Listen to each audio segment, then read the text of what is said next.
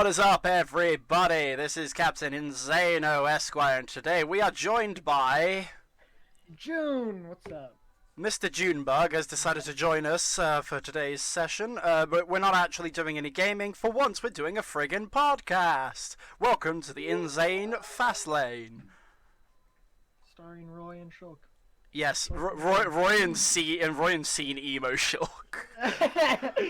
I think you need to. What we need to do is you need to create some art that we could use as the background picture for this video. Probably. Is there a Shulk model in SFM? Probably, but no. Well, I know you said you're going to draw something, so. Yeah. That sounds like I could do it, but I can't be arsed. I'll get to it. It will get done. Yeah. Well, don't worry. This is going up mid-January. This. Ooh, wow. So you got Fair time. enough. All right. Okay, so today we want to discuss 2017 as a whole, and since we're mainly TF2 players, we're going to talk about how TF2 has fared in the last year. So what's your views on it? I think that initially when 2017 started, TF2 was kind of fucking just not doing anything.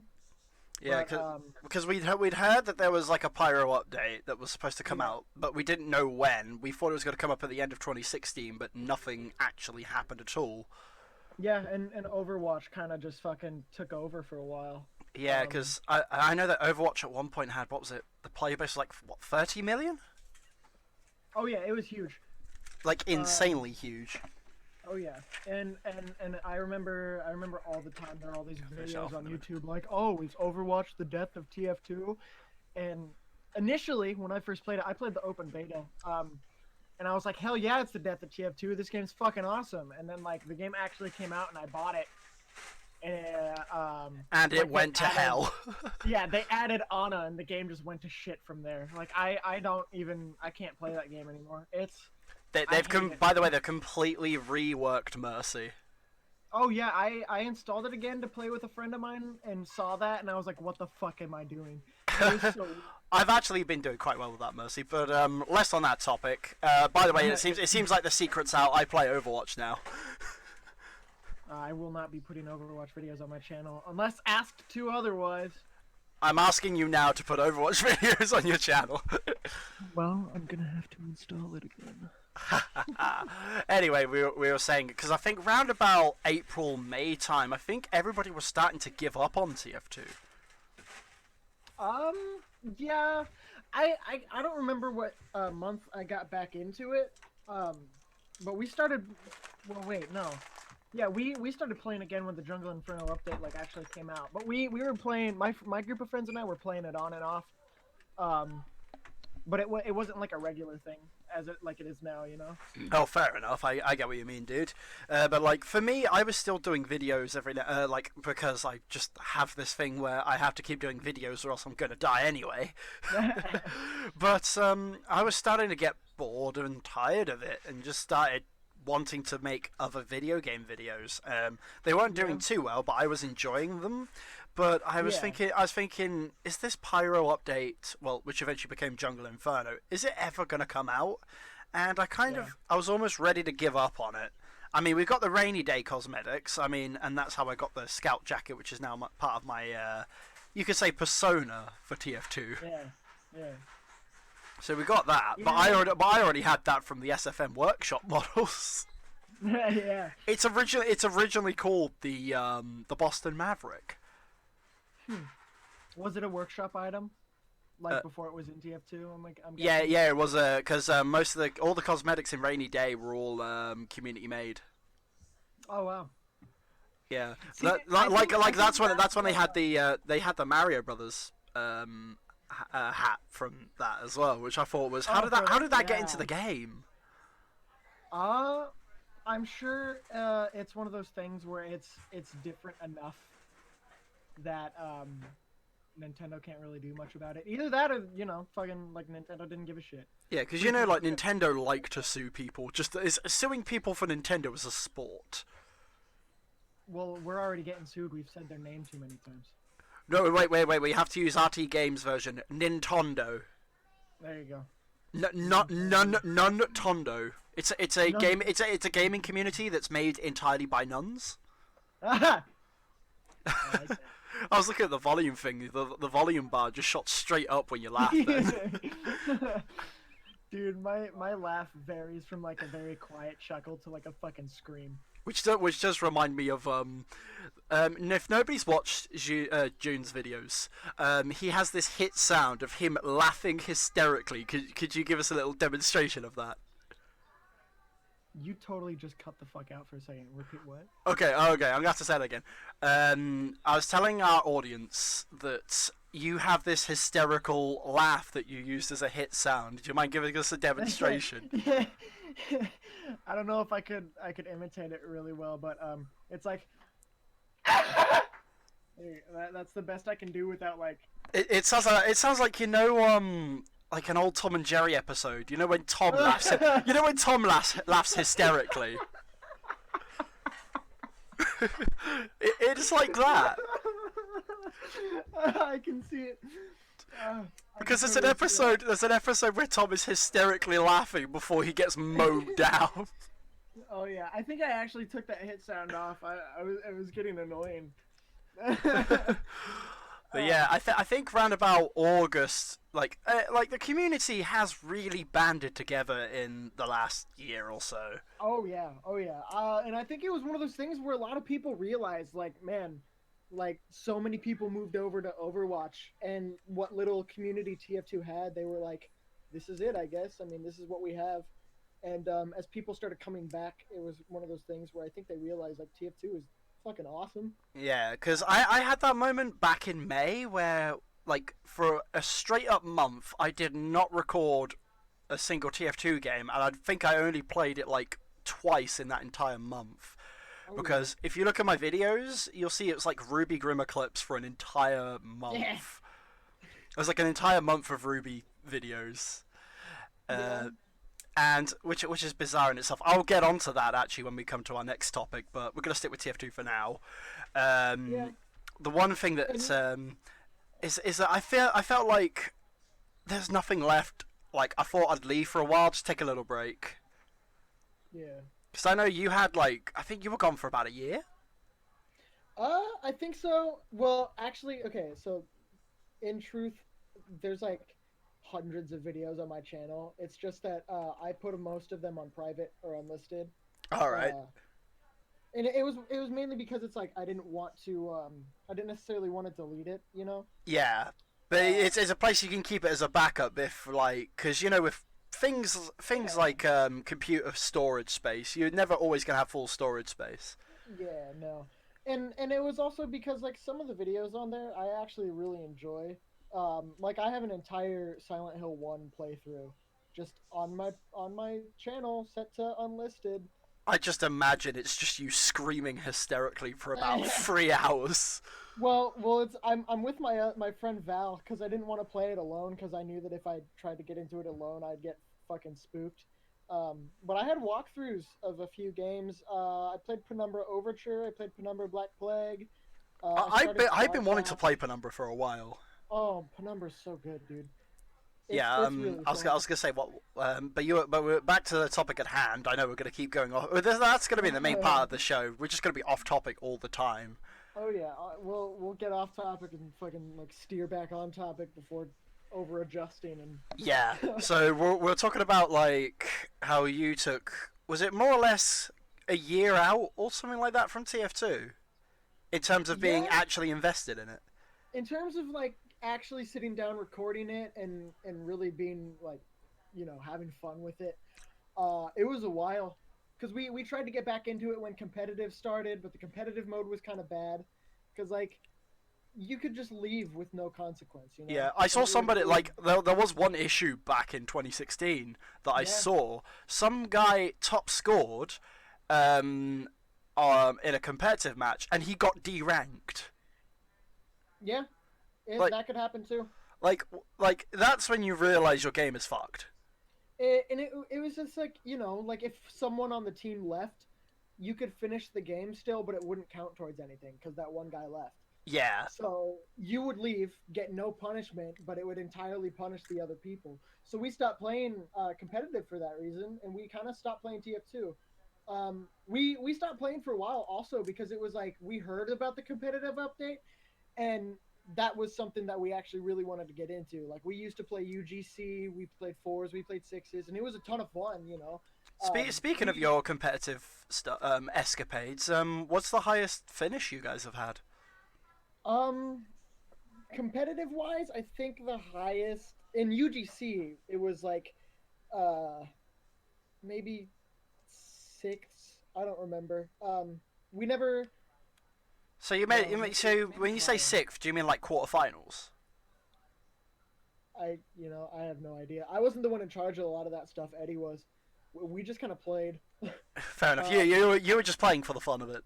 yeah, I was just playing because it was fun, and it was a way to get better. Yeah, it's also I also find it interesting that you look at it that way. Is that most people take competitive super seriously, but you took it as just a bit of fun. That's kind of the main reason we got into it. Like Ed was like, "Hey, you guys want to join UGC competitive?" And I was like, "I don't know," because I mean, we used to play Counter Strike all the fucking time, right? And I had a ton of fun with it. We played competitive mode. There were games where I'd get really into it and get really competitive and like, you know. But then there were other times where it's just like this is just a bit of fun. It's like a test to see if you can get better or whatever. Yeah. We Speaking of CS:GO, have you tried the upward version in CS:GO? No, I haven't Because played CS:GO in a while. someone actually made the upward map in CS:GO, Phew. and playing it is really uncomfortable because you want to go and rocket jump, but then you realize you're in the wrong game. Yeah, you're just kind of like running around like a fucking madman is not gonna help me in this game. Yeah. No, but he came to us and was like, "Yeah, it won't be like we're playing to win. It's just something to kind of have fun with, and if there's stuff we can improve on while doing it, then we'll do it." Yeah, So and if you win, then that's just an added yeah, bonus. if you win, you win. But if not, it's not something to get upset about. And I Yeah, think we it's not played. the end of the world. Yeah, I think we played 2 seasons of fours and 2 seasons of six, before some really shady shit was going on with UGC. Um, Okay, I never heard about this shady shit. Can you fill us in? I think it was something about like the owner of the UGC site or whatever was doing some kind of scamming. I believe. What I through don't remember. trades? I'm not entirely sure. I just remember Eddie bringing it up. He's like, "Yeah, we're not going to do some UGC for a while because of all this." And I mean, I didn't question it too much. It was just kind of like, "All right, well, they can figure their shit out, whatever." Um, but Fair yeah, enough. we were really hoping that when competitive mode came out, it would be a lot like UGC. Like you'd be able to play fours, sixes, maybe Highlander, and it would just be that. But instead, It's not. It's casual with a tier system. yeah, it's like 6v6. But It's like pay like. The way I'm looking at the broken competitive mode right now, it's like literally paying to play casual mode. yeah, and it's also just one of those things where it's like the fucking. I feel like the ranking system isn't as good as it could be. Yeah. Because Also, to be honest, do you think that the Meet Your Match update was directly made to challenge Overwatch's format? I don't. I mean, I think maybe a little bit in a sense they wanted to get that out there to kind of try and bring some of the community back. Um, but I do. Try to maintain the community that they had left. Yeah, one of the two. But at the same time, because it worked, it got us coming back to play. Um, but at the same time, I think that they have the perfect like this is what you should do with your competitive mode. Like UGC is a great example of a good functioning competitive game mode for TF2, but they did their own thing with it, and it just isn't. It's not fun.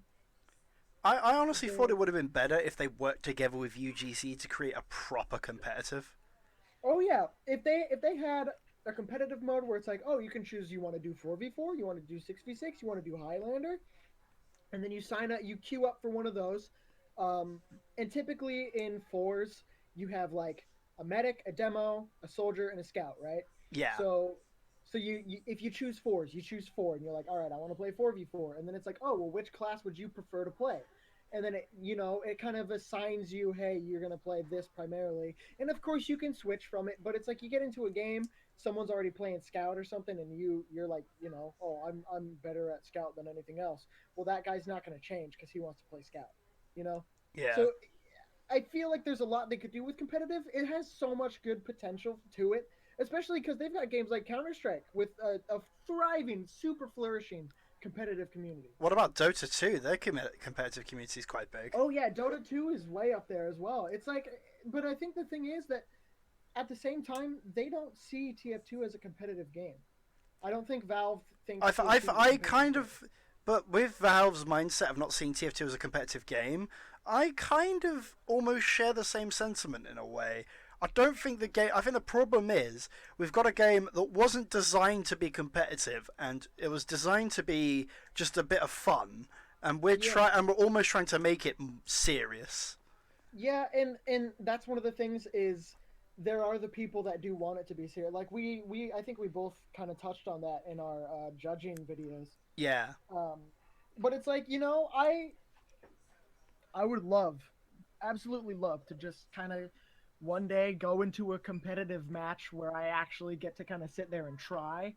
And, like if I do really good, it's like, hey, I just fucking stomped you. And then I think the problem is if I tried stomping somebody, I would just say thanks for a good game. I'm too nice to people. I try, like, really. That's one of the things is like, because I said in my video I'm in the league community. Yeah. So at the beginning of like every game I'm in, typically in the alt chat I'll be like, hey, good luck, have fun, everyone, and I'll kind of chat with people. And normally you'll run into like the trash talkers every now and then. I think it's one of the. I don't run into them that often, and I think it's just because I come off to them and I'm like, hey, I'm trying to be friendly. This is just a bit of fun, Yeah, and I understand what you mean, like, man. hey, yeah, this is gonna be a fun match, and like there are people on the other team, like enemy teams, that'll just like talk to me and just be like, hey, what's up, dude? And it's like, hey. I like that. Sometimes you have teams where like. Yeah, like you make a new friend, or there's that one guy who tries to trash talk you before the match, so you're like, right, I'm going to focus that guy down for the rest of the game. Yeah. Like I get that sometimes, but yeah, just when all hope seemed lost, there was the hype for the 10th anniversary of TF2, and the update finally happened. Oh yeah. And overall, do you think it was a success or a failure? Well, I think it was a success. I've seen a lot more TF2 community stuff happening recently. That might just be because I'm back into it more, Yeah, not only that, the Valve are updating the game regularly with like patches. Oh yeah, I remember they used to update it like once a week. When my friends and I played it like regularly years ago, it was like once a week there was an update, and it was like. This game, like, they really care and all this other shit. And then there were videos that like Germa was putting out about like, oh, where fucking the toys from Toy Story, and Valve is Andy. Like, is he gonna forget about us? I remember that, and I was like, nah, that'll never happen. And it turns out Germa was right. Oh yeah, and it's like, geez, dude, wow. But I mean, the thing is, it's back. And that's good. It's like Toy Story 3. He handed it off to the next generation, Yeah, but I think overall it was a success. I think because it brought people back to the game and it injected life at the point where everybody had given up on it. Oh yeah, it did a fantastic job. I mean, without that update, like we probably wouldn't be here talking right now. Yeah, with the exception of some spy mains complaints, which some of them are quite valid, I don't think I've seen many people complain about the balance changes. I think the biggest issue I really have with the game is just how much damage the pyro can do. Oh yeah, there is that issue that the flame particles are broken. Yeah, and I don't know if they've acknowledged that, like, oh sorry, this is a bug. Yeah, because it seems like it is a bug that, like, 2 particles of flame does, like, 100 damage. Yeah, it's like, dude, just, like, For me, I didn't Now notice. come out and say it's a bug or say that that's how it's meant to be. Just tell us and we'll be fine. You know? Like, I didn't notice that issue until I started running into more pyros. Yeah. And it's one of those things where I think the biggest complaint I really have about it now is it's like every single match is fuck ton of pyros, a couple engineers. But that's normally the norm. Like, if an update is centered around one character, I believe, like, during the war update, like, I was told this because I was never around. If someone was around during the war update, let us know in the comments. That when the soldier and demo man stuff came out, like, teams were just full of soldiers and demo men. Oh yeah, no, I remember that. Yeah, I was never around for that. I got into it just at the tail end of the Love and War update. Yeah, my friend Ed was really into TF2 for a long time. Like I used to play it on my Xbox all the time, but I kept up with the PC stuff, and whenever I was able to kind of hang out with him, I remember during the war update there was just soldiers demos everywhere, and I'm like, I just want to play the scout.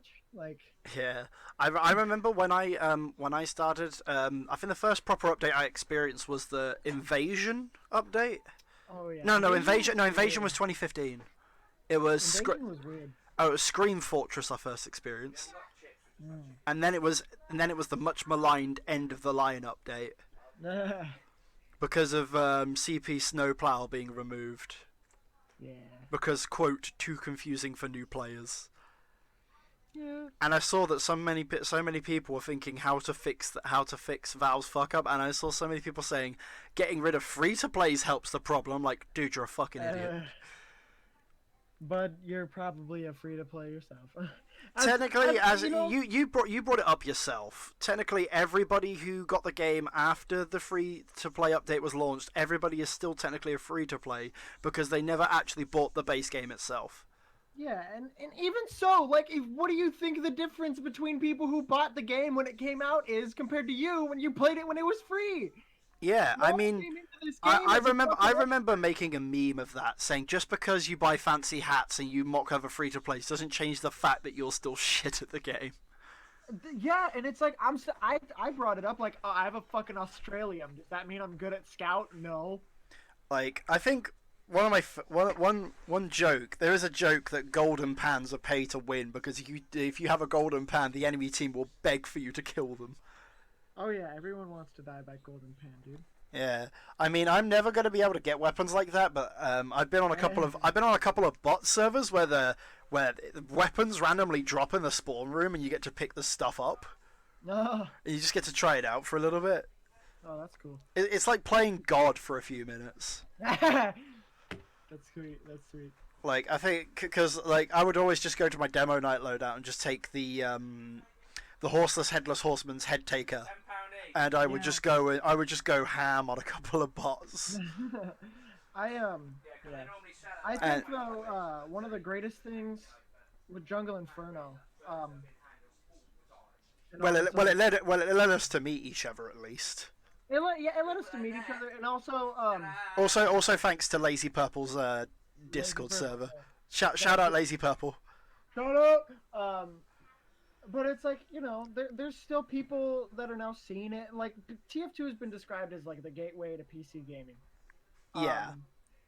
And so it's a great thing that now it's coming back and more people can come in and, like, all these new free-to-play characters, like, people can join in and be like, you know, get into the game. And there are probably going to be tons of people that are totally out there willing to be like, yo, you know, don't give up and shit. Like I've got my friend Jen playing the game now, and we're just having a good time with it, you know. But at the same time, with Jungle Inferno, I think one of the best things is like the contracts. I absolutely adored doing contracts when they were first released, and you could only do like 2 a day.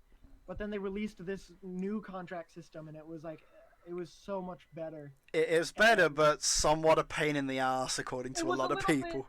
It was a little bit of a pain. Like some of the map things were like fucking weird. Like Turbine, finished the match on Turbine, a good one. Imagine the one thing I wanted to see was a contract for finish the match on High Tower.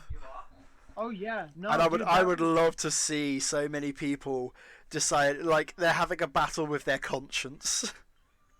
Oh yeah, and like people are like, why cap on Hightower? And it's like, because contracts. Like, we have contracts, bud. Sorry. These But it, people, these people don't realize that that no cart Hightower servers exist. yeah, yeah, they do. Yeah, so I'd say because we're about 25 minutes in, we might come back to TF2. Let's go on to gaming as a whole for 2017. I would say, for the most part, for at least the games that I have that came out this year, great. Yeah, A hat in time. it's been a pretty strong year for gaming. A hat in time. 10 Like, out of 10. and then there's the famous Cuphead. Cuphead, I have not played it, but I've seen nothing but good reviews. Yeah, it's Breath, overwhelmingly positive. Breath of the Wild on Yep. the Switch, and Super Mario Odyssey. My friend's got Breath of the Wild. I asked him how far has he got into it because he bought it on like release day. It's I asked him just before Christmas, and he said I'm not even halfway through the story yet. Yeah, it's a huge game. There's a huge world. There's so much shit to do in there. You just kind of wonder how many people have actually finished the game. It's like Well, have you ever, like, be honest, have you ever completed a Grand Theft Auto game? yeah, As in like the full story? yeah, I beat the Grand Theft Auto 5 story. Holy crap, you're the only person I know that's actually done that. Really? Yeah, because I loved that story. It was fun. yeah, I've played so many Grand Theft Auto games in my life and I've never completed a single one. I think it's just because Grand Theft Auto has never ever really been like. I mean, they've all had like the stories, but they've never really been that game that people are like, oh yeah, dude, Grand Theft Auto's story is awesome. It's been like, yeah, Grand Theft Auto's fucking, it's fun to run around and put in cheats and just blow shit up. Yeah, my favorite one was the cheat code in Vice City to unlock a tank. That once other cars came into contact with it, it would just explode. Yeah. It would take like it would take a load, and I mean like about half an hour of actually hitting the tank before it explodes. Yeah. Nah, but GTA 5 was really good campaign. It was really Yeah, fun and engaging.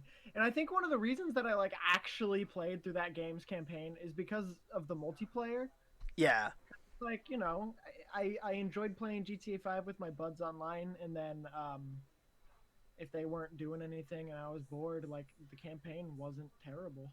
yeah. Like you could just sit around and just dick around and like GTA Yeah. and shit like that. Oh, it was super So overall, there is an issue with GTA like 5 at the moment with GTA Online is that people are saying that the new DLC stuff is getting more and more and more ridiculous. well, I haven't played it in a while, so I wouldn't know. Because there's the new Doomsday one about outer space shit and saving the planet. I think it's starting to get a little bit out of hand. Yeah. Um, Well, Also, there's the famous Star Wars Battlefront 2 controversy. oh, nope. No. It's Not good. over, Anakin. I've purchased the Higher Ground DLC. Yeah, okay. So I have a lot to say about Star Wars always, okay? Like Star Wars is one of my favorite fucking things ever, right? Yeah, Um I have Battlefront 2, the classic 2005 game on Steam. that is fantastic. That game. I play it like regularly. And I mean, I played it on PS2 all the time. And it's one of those situations where I played the beta for first Battlefront 2 on Origin. I played it and I was like, if I wanted to play Battlefield, I'd just go play Battlefield. Yeah, And I mean, I guess it's a little better than the first one because they added the campaign, but the campaign's predictable and bullshit. Not only that, they didn't release the full campaign with the whole game. God damn. I mean Like I it's mean not. I don't. I'm gonna I will say Before before you continue. Sorry to cut you off there, but what I was gonna say is in terms of gaming, it's been a good year, but at the same time not, because one thing has managed to ruin every single game. Microtransactions. Oh yeah. Oh yeah. Um. Yeah. I mean, you didn't have to pay for the rest of the campaign though. Like they released it for free with the Last Jedi. Probably because of complaints. But it's also one of those things where like the campaign it was advertised as like you get to play as these fucking like super elite, awesome stormtroopers after the fall of the Empire, right? Yeah. And it was like that's gonna be so badass. And then That they would be told you you so have much to pay fun. for it. And no, and then you don't have to pay for it or anything. But it's like you don't end up staying with the Empire. You change sides, and it's like, oh wow, okay, cool. Now I'm fighting for the rebels. That's not what I fucking want. I want to have a long ass campaign where I'm the bad guy and I lose in the end. That's what you advertised it as, all right? Yeah, though there is that issue that a lot of people complain about. I mean, sometimes it's warranted that a lot of people do complain about when there's like a giant game over, like sort of ending where you've had so many game overs, you've died so many times, you've been looking at FAQs and stuff and guides for hours upon end, slogging through a game only for your character to fail anyway. Yeah. It's I like will say, I saw a post on Tumblr that like I don't have a Tumblr, by the way. It's just somebody sent me this post because I thought it was I brilliant. have one. It's a new idea for an RPG game where it's you and a friend or someone online team up and just take out so many bosses and shit. But Yeah. here's the twist: the final boss is each other, That'd be Castle Crashers. pretty much. Yeah. I just love that. Just at the end, you like both characters turn on each other. Yeah, I mean, I think that'd be interesting. Yeah, like something like a quest for power or some shit like that. Yeah. One of the other games, I guess it didn't really come out this year, um, but StarCraft Remastered. All right. StarCraft Remastered did come out this year, but the original StarCraft was like 1998. All right, like it's my favorite fucking game of all time. And then they were all like, "Yeah, StarCraft Remastered, HD graphics. It's gonna work on all of, like the modern systems and shit." Like I fucking flipped shit, right? Because I adore StarCraft. Um, StarCraft Remastered came out, and I put $15 into a game that I already have, and was like, yes. And I've been playing it so much. Oh, I love it. I suck at like multiplayer in StarCraft One because it's fucking brutal and unforgiving. I suck at it, but it's like, oh my god, I love that game so much. It's got such a good, engaging story. It's got great gameplay, and one of the good things is they didn't like change too much. Like StarCraft 2 felt super different from StarCraft 1, but StarCraft Remastered, they released it and kept it like true to StarCraft 1. That's what I like when you get a remastered and they keep it true but kind of update it a Oh little yeah. bit. They updated like primarily like the graphics and all that stuff, and one of the things you can like zoom in and out, whereas in StarCraft One originally you couldn't zoom in and out and look at things in closer detail, you know. But it's like they Yeah. have all these new HD details, and so you're able to zoom in and like actually truly look at that. And not only that, they included a an option in the graphics display to make it just regular old like not updated HD graphics StarCraft. Yeah. So you can play it either way, and it's like, dude, that's awesome. Also considering the new StarCraft remastered, I am complete. Like, please do tell me, because of all the StarCraft references in Overwatch, is there a diva character available in StarCraft remastered? There is not, but I can tell you in StarCraft 2, there is a Diva announcer pack. So if you want to have a tiny little Korean girl screaming in your ear the entire time you're playing a multiplayer game, you can do that. Yes. Her voice is absolutely fucking annoying, and I hate it. But She's greater levels of annoying. I don't like a lot about Overwatch. Fair enough, but anyway, as I said, another good game this year for me. My game of the year, like for those, I doubt anybody's gonna watch this video all the way through, but I'm gonna say spoilers for an upcoming video I'm doing, which is my top 5 games of the year. Which doesn't have to specifically be games that came out this year, but number 1 is Tekken 7. I've never played a Tekken game. Yeah, a lot of people haven't. It's one of my favorite games. I've been playing Tekken since I was like 2 years old. Yeah, I'm dude, I'm now I'm now StarCraft. 22. I'm now 22, and I've got Tekken 7. I was playing StarCraft since I can remember. Yeah, because I've been waiting for a new Tekken for quite a while, and then also finding out that Soul Calibur 6 is coming out next year. I was like, Oh my fuck god. yes. Dude, my friend Corbin and I stayed up for like 7 hours straight just playing Soul Calibur 5 with each other. Holy fuck. Oh god, don't talk about Soul Calibur 5. That's the dark period. Soul Calibur 5 was fun. It was fun, but the story mode was a pile of shit. Who gave a shit? You could finish the story mode in like 40 minutes. Who gave? Yeah, but that ending is bordering on incest. Like between Patroclus and Pyrrha, there was like incestuous overtones right there. I skipped most of that shit, so I didn't really care. So remember, guys, incest is best. Put your sister to the test. Oh yeah. Mm. Then there's the issue with like I've had a lot of fun playing Paladins this year. Oh, Paladins is just easy Overwatch. But now there's a slight issue. Have you heard about the new patch 64? I don't think so. It's called Cards Unbound. And everybody is up in arms because it's going to turn the game into a pay-to-win system. Motherfucker! Pay to win. I liked Paladins. Pay to win is something that needs to go. It really does, because it's like it gives people that have paid for the games, kind of like in Team Fortress 2. I'm gonna come back to that a little. Okay. Is how people are like, oh, you're a fucking free to play, and that gives them the disadvantage because they don't have the experience, right? But it's like now there's an even bigger gap between free to play and pay to play, where they literally do have a disadvantage. Yeah, but what it is that it's not just that. It's you can still level up. It's like giving because you know the cards give you like special bonuses and stuff during matches. Yeah. Is that you can either pay to get fast tracked or you can grind for a really fucking long time. Oh, that's what I do in League. So. Yeah, so essentially it is more of a pay-to-win system and looking down upon the free people that play the game. And to be fair, it's mostly the thing is most of the people that have founders packs and stuff, most people that put money into this game are the ones that are complaining, me included. Yeah, I think it's stupid because it's like, dude, I gave you $30 to get champions for free forever, and help you like get started with your game. Yeah, I see what you mean, dude. Don't like. Why are you gonna charge us more? Like your game is fine as is. It's fun.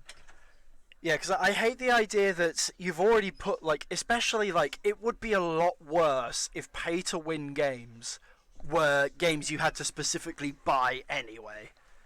Yeah. That just adds insult to injury kind of thing. At least it's not out of control. Like, I mean, this isn't a pay-to-win system, but this is like DLC that has gotten way out of control. This is not a game that came out this year. It's Dead or Alive 5's The Last Round. The DLC costs more than the game itself. What the fuck? Yeah, because there's a costume pack, so you can unlock all the costumes for every character. Yeah.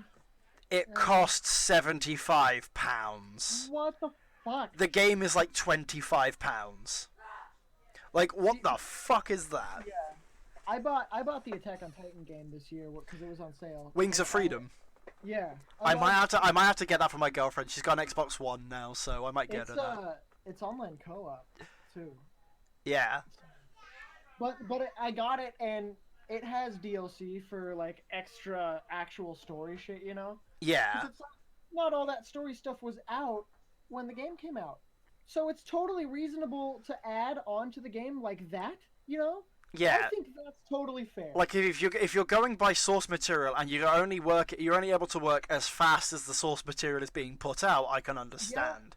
Yeah, I can totally understand that, but it's also one of those things where like they have costume and weapon packs, and it's like, why the fuck? Like who? Those are just optional, really.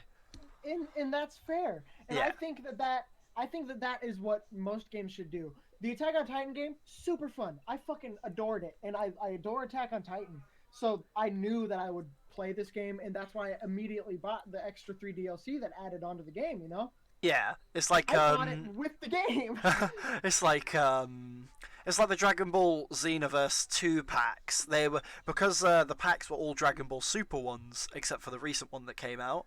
They're all Dragon Ball Super ones, and they were going along as the story was unfolding. So we eventually got more characters and more stuff and extra story as it was going along.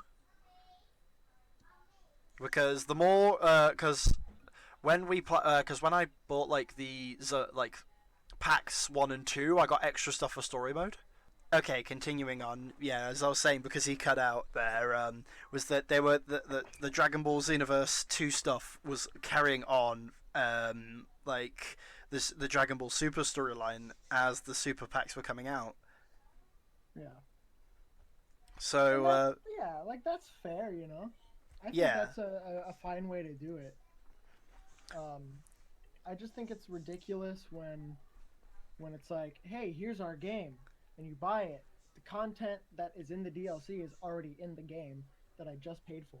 yeah, Like, so I liken this to a picture that somebody showed me ages ago, which was it showed a picture of a double cheeseburger, yeah, and and it shows the entire double cheeseburger as the base game, and the sauce was the DLC. yeah, Nowadays, the base game is just the bread. yeah, and it's like, you know, and I think that's what, like the game A Hat in Time that came out this year. I've been adoring the fuck out of that game, and it's like because it's just the whole game's there, and it's really well made, and it's really reminiscent of like Super Mario 64 or Super Mario Sunshine, you know. Yeah, Fucking I remember playing. awesome. I remember playing both of those games, man. I feel So old. do I, dude. I played Super Mario 64 on the DS, but I've been playing through Sunshine recently too. But it's like this game came out. I would, by the way, 10 out of 10 recommend Hat in Time to anyone who enjoys any kind of platformer. Super fun, super great. Um, but it's like I don't think this game's coming out with DLC or anything. Like they're gonna release a co-op update in 2018.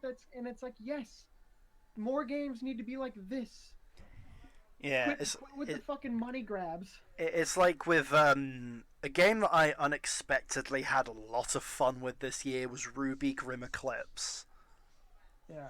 Because I've never seen any Ruby stuff. because at first I was not into Ruby whatsoever, and I only bought the game, and I bought it for my girlfriend as well, so it was something that me and her could play multiplayer together. Yeah. And it kind of got to a point where I decided, you know what? Because I was becoming friends with more Ruby fans, I thought, you know what? I'll go through some of the game and I'll do a bit of research just so I can talk to it with them and share in their kind of hobbies and shit. Yeah. And lo and behold, I found myself really enjoying the game. Yeah. Like so much so, I started making videos on it, and I think I've made like 50, 60 videos on Ruby Grim Eclipse. Yeah. I mean, the game itself, all the game modes are there. You don't have to pay DLC for that. The only DLC that you have is you could pay for one bit of DLC that gives you an extra team, and the other ones are just bonus costumes. Yeah. Like, that are completely optional and don't really impact the game that much. Yeah. I mean, that's the best parts of those kind of games is it's like, oh, this is here, but you don't need it. Like if you want to, this is here, you know? Yeah. And at that point you're not like buying it to be like, I guess I'll get this. It's like, oh, I want this, I enjoy this, and I want to support the developers, you know? Yeah, because originally the developer of Grim Eclipse, because the game came out midway through last year, the original developers was a fan of the game. No, was a fan of the show. Yeah. And Rooster Teeth got in touch with them and said, like, we'll help you finish it. That's awesome. Yeah, and one of my favorite things to do is go into level 2 and try and get now trying to find map exploits, because there's like really hilarious map exploits, like nothing that like proper breaks the game sort of thing, Yeah. but more stupid stuff like getting out of the map and running under bridges and disappearing, or like jumping or helping you and your teammates skip a difficult section of a mission. Yeah. Like those are the sort of things that I find quite amusing. Oh shit, did Resident Evil 7 come out this year? I'll have a look. It's like quick impromptu Google searching. Okay, Resident Evil 7. I've just got it up now. Yeah, it came out this year. Okay, that game also phenomenal. Phenomenal, but everybody says it was also balls out crazy at the time. Oh my god, it was so good. Like, no, but I'm talking more of a insane good. Oh, it was, dude. It was creepy. It was everything that Resident Evil 5 and 6 should have been. Yeah, I've never been a big Resident Evil guy, but I know that I hear a lot about 5 and 6 being complete disappointments. They're fun if you're like, this isn't a horror game, this is an action game. They're fun if you think about it that way, you know? But it's like Resident Evil's always been known for horror, so it's like, you know, we're not coming into fucking 5 and 6 expecting action, we're expecting horror, and we got. I know there's one game that most of my friends say you can't talk shit about, and that's Resident Evil 4. Resident Evil 4, I know, is a lot of people's favorites, and I haven't played it yet, and like I really want to. Have you played the one that has the secret ending where it turns out a dog is behind everything? That's Silent Hill. Oh wait, is that Silent Hill? Oh my god, I'm gonna get mauled in the comments. That's Silent Hill 2. I honestly thought it was a Resident Evil thing. I mean, they're kind of directly linked, you know. They're competitors. Yeah, pretty much. So, other things that happened this year. WWE 2K18 was a pile of shit. It was the first ever, well, it was the second ever game I got a complete refund on. Oh really? Yeah, the first one actually was this year as well, Sonic Mania. I got a refund on it without actually playing the game because of what I discovered. Is the PC port actually installs secret software onto your computer called De Novo that might give your computer viruses. That's fucking crazy. It's supposed to be like an anti-cheating method thing, but it could also backfire and damage your computer. That's fucking weird. And the most annoying part about it is they did not leave that in the details of what would happen when you install the game. Huh. They completely hid it from everyone, and then Sega threw the development team under the bus. Welcome to 2017, people. And speaking of 2017, we've got our final topic here. 2017 as a whole. I guess 2017 as like a whole for everyone, or like as a whole for myself? We could go on both. Okay, because I think as a whole, for myself, not that bad, you know. Yeah, I think this year's been one of the pretty good years for me because I think for a while 2015 was a bag of suck. 2016 was good, but had some shitty moments here and there. But this year's been pretty decent. Yeah, I think that's what I realized with like every single one of my years as it hits the end of the year. It's like, you know, I thought this year fucking sucked, but not really. Yeah. But if we go by general global shit, on the other hand, oh god. Personally, don't think it's that bad either. Unless you realize Trump ruins everything. I voted for him. What the fuck, dude? Let me explain. So, I did not vote for Trump because I was like, this is... like, he's gonna fucking do everything great for us, you know. Also, this does make me glad for once I found a Trump supporter a Trump voter because everybody keeps saying, oh, all the Trump supporters are probably people who went for the racist vote. Yeah, no. It was one of those things where it's like, none of our candidates were really that good. I think the only good candidate we had was a third-party candidate, and it's like... You mean Vermin Supreme? I'm sorry, what? Vermin Supreme, the guy who was running for president. Yeah. You guys should have voted for him. I would have loved to have seen what the country would look like if he got in. Oh yeah, no, I totally think he would have been a good choice. I don't think he would have done I don't think anyone this year would have done fucking fantastic. To be fair, we would have been fucked if Hillary Clinton was in it as well. Yeah. It was just a case of fucked if we do, fucked if we don't. Yeah.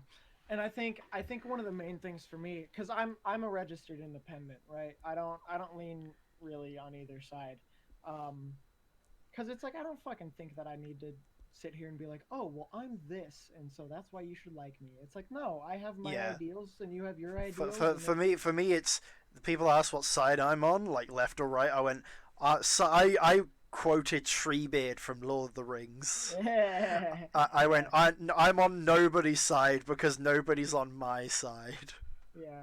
And the main reason I voted for Trump really was because it's like, if I vote for this guy, if I vote for one of the third party candidates, that's just another vote that, no, it won't be useless, but chances of them getting elected are really small.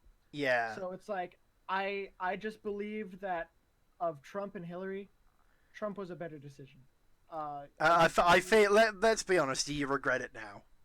I don't really. Oh, that's a surprise. I think it's just Hillary's shady.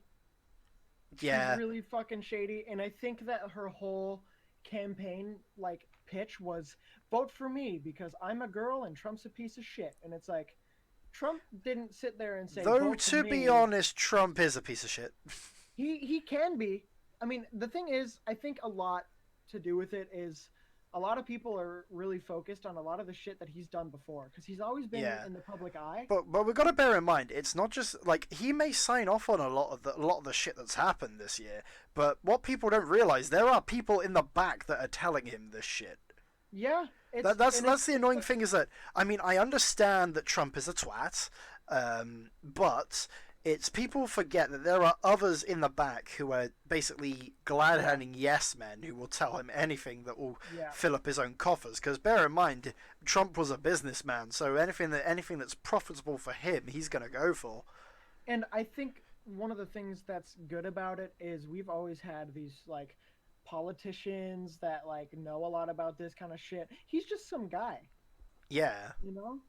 And that really connects with a lot of people in a sense, like Or almost he like knows the how to everyday say- man.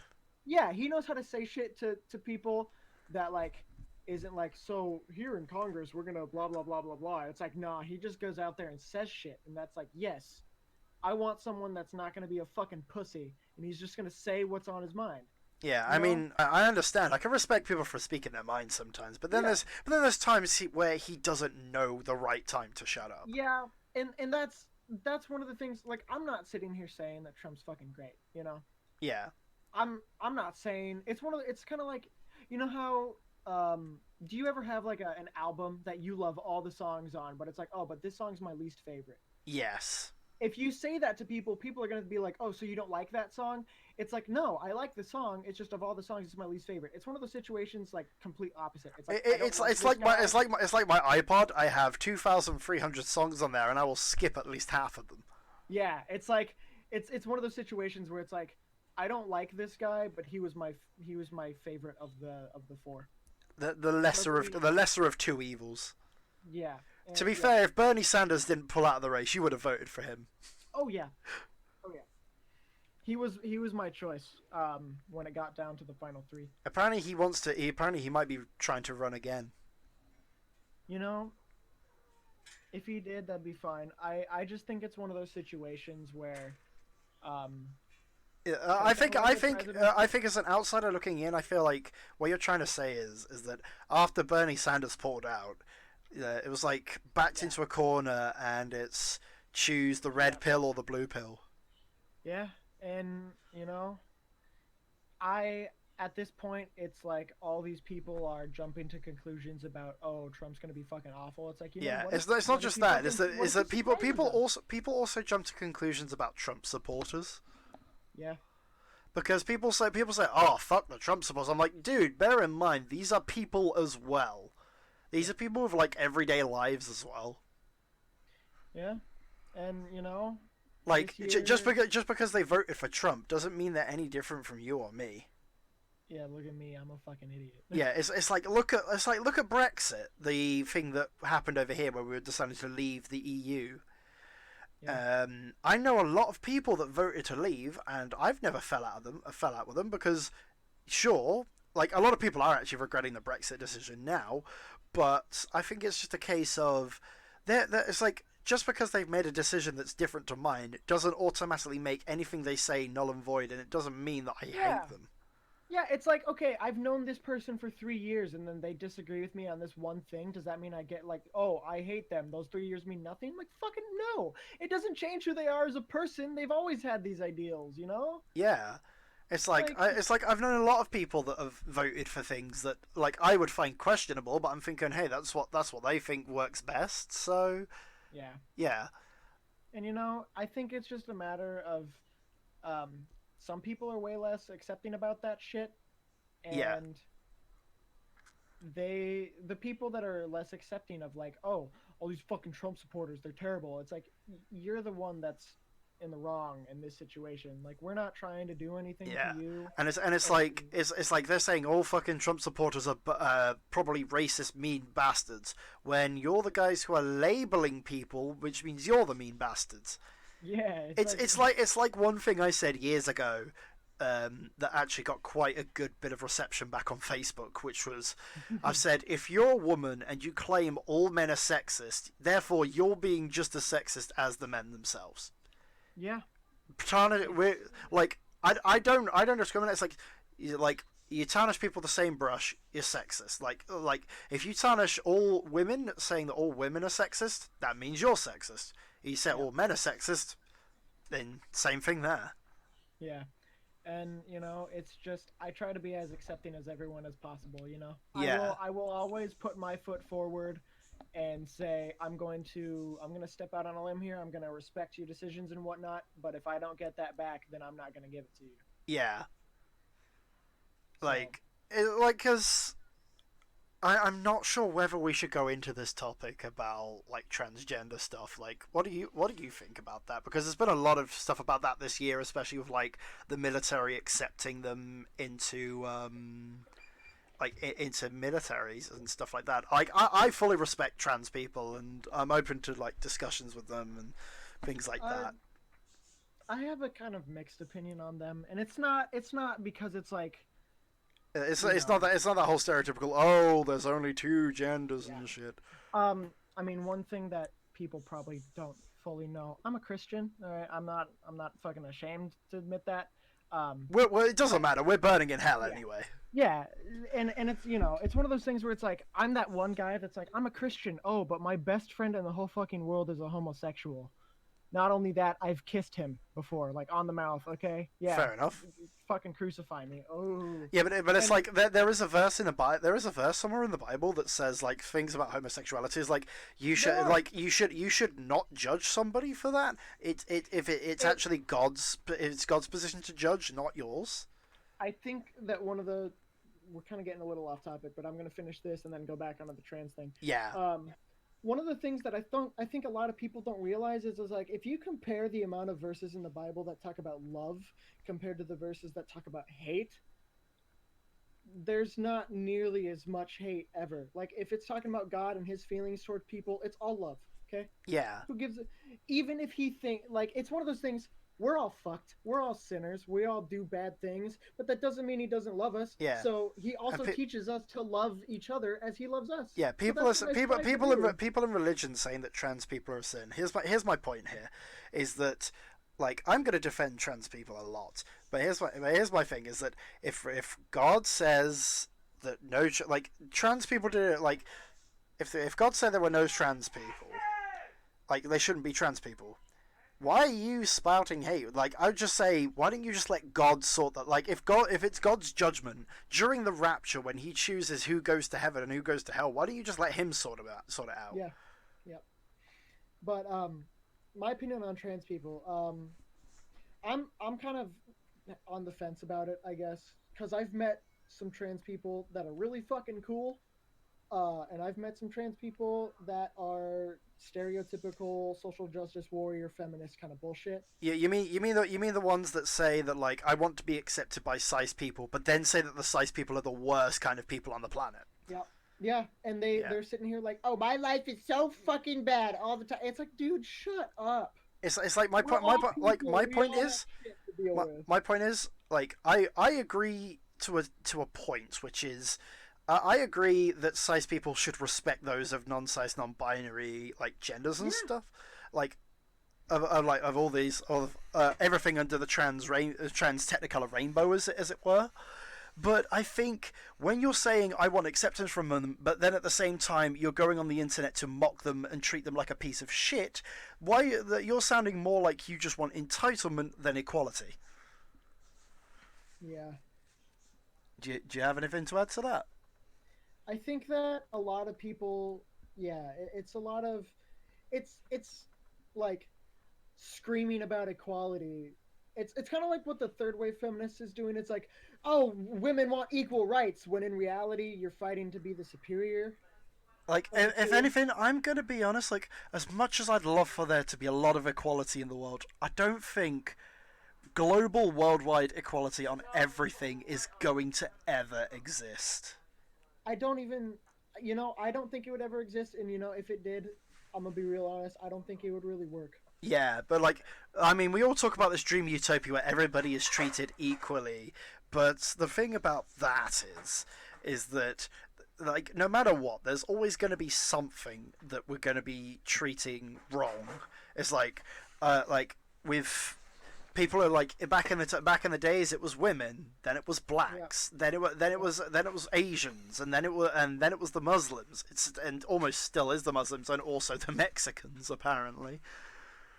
yeah, But like, no matter what, we're going through a constant cycle of there's always something that we discriminate or not are being unequal to. Like, so that's almost human nature at this point. That nothing in the world is ever going to be equal. yeah.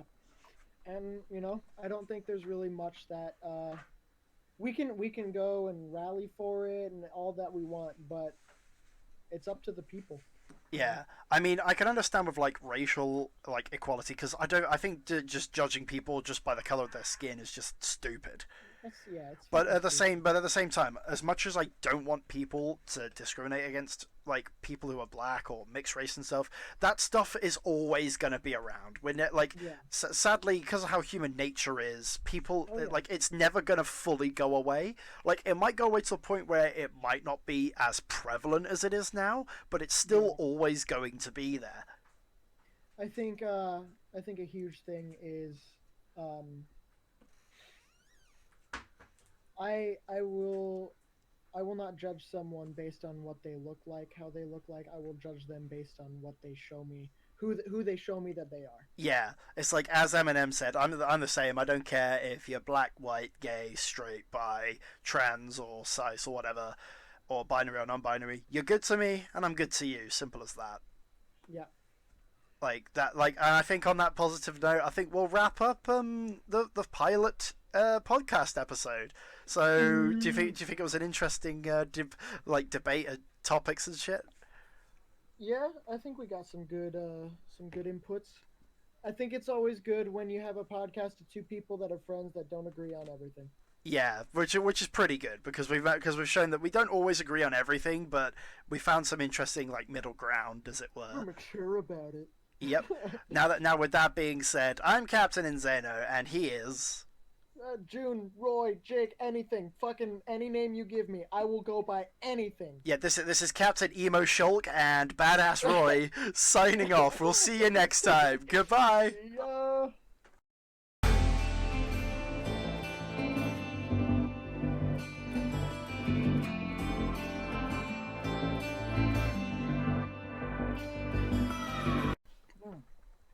Mm, mm. That's some good shit. That's some fucking good Powerade. Blue Powerade. It's not gay like Gatorade. Oh. Ooh, it helps with my power levels. Drinking blue, whatever it is, aid gives me over 9,000.